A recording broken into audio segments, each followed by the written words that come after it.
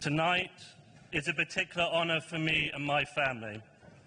My great-great-grandfather, whom I had the blessing to know very well, was in the 8th Army and an evacuee of Dunkirk. Born and raised in a small village in England, he liberated the world from the tyranny of fascism with the Allied forces in the Second World War. His daughter, a cook in the army amongst other things, and son-in-law, who served in national service. My great-grandparents, who are nearly 90 years old, are in the audience tonight.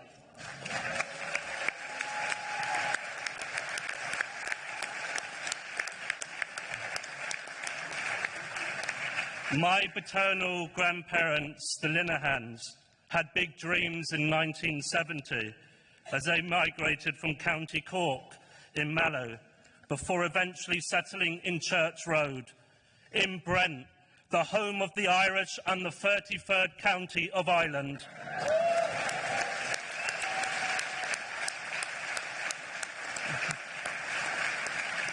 I speak here today grateful for the blessing of my Irish heritage.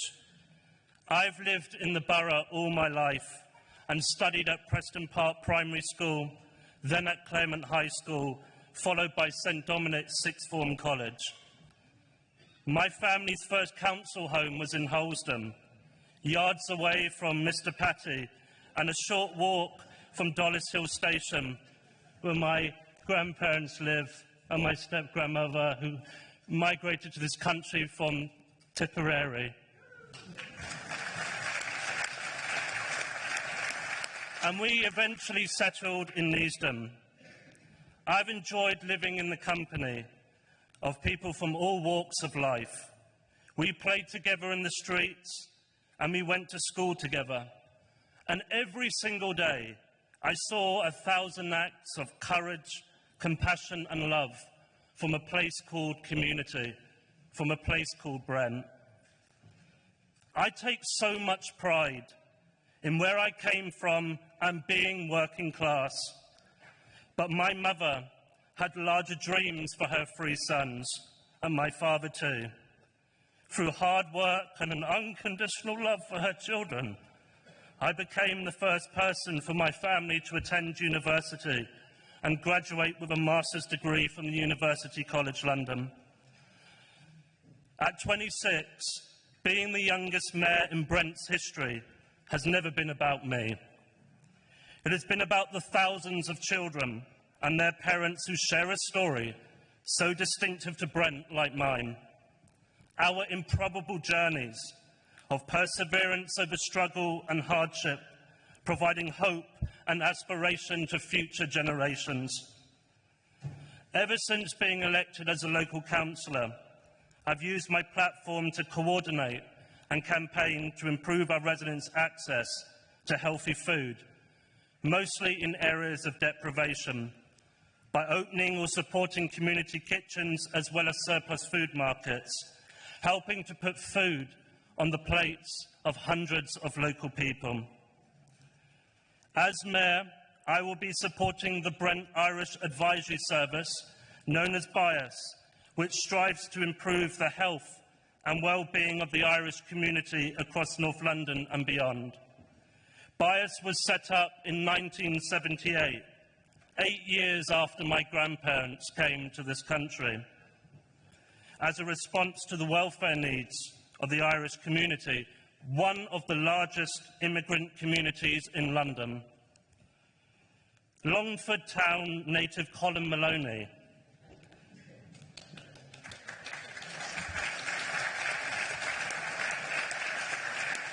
one of the founders of BIAS and who was instrumental in setting up Innisfree Housing, was the first Irish mayor of Brent 20 years ago and spoke so succinctly in March this year at our Irish St. Pat's celebration at the Leary Constantine Centre, describing how Brent today is united as one. 60 years ago, on the 1st of April 1965, on a sparkling spring day, Willesden and Wembley joined to form Brent. The men and women who gathered there, the founding fathers and mothers of our borough, had big dreams for our borough, a simplistic faith for the future, the belief that there are better days ahead. And now you really know why we're here, to begin a new chapter for Brent. Today is a celebration. We're a borough bursting with pride, culture and diversity. We've always welcomed everyone, whether born here or drawn here, and we always will.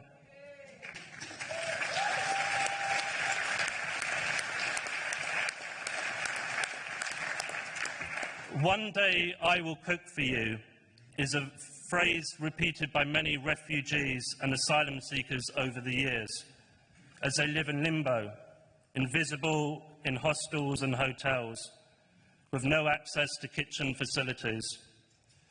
For years I've worked with a community activist called Matilda in South Kilburn to expand a social hub called In the Mix for refugee and asylum seekers to come together to cook, socialise and make friends in the community. The food that you will be eating tonight at the end of this ceremony has been prepared for you by these same asylum seekers and refugees, people who we see, recognise and value for their contributions in our society. Everyone is welcome at our table, our friends offering to help and serve our community, everyone sitting around the table, and an opportunity for our friends to give back. That's Modern Brent.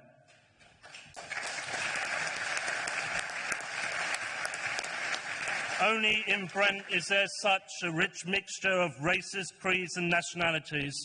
Every promise, every life, every opportunity is still possible in this borough.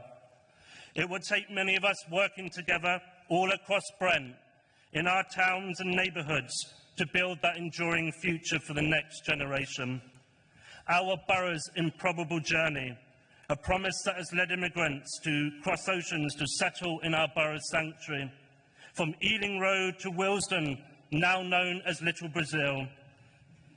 Beaming with creativity and commerce, a promise that led workers to thrive and arrive in County Kilburn and Cricklewood Broadway all those years ago. A shining borough, teeming with churches, temples, mosques and synagogues that sit side by side. And how Brent stands 60 years on from our rendezvous with destiny. That Brent spirit is stronger than ever. From the tranquility of Barnhill Pond to the Mapesbury Dell, a truly magical garden that is hidden behind a row of residential houses, where selfless volunteers help our local parks, reservoirs and canals stay clean. Our borough's volunteers truly inspire us. The teachers and students who run food banks or breakfast clubs, from Kenton to Queen's Park, to feed the hungry, give us hope. Our reggae singers from the BBMC family or the thespians who perform at the Kiln Theatre, they define us. The answer, my friend, is blowing in the wind. Brent is still a beacon because of the goodness, justice and talent of its people. Our strength lies in our resolve to work together. And in this springtime of hope, let's walk together, footprints in the sand, in a renewal of friendship. Thank you.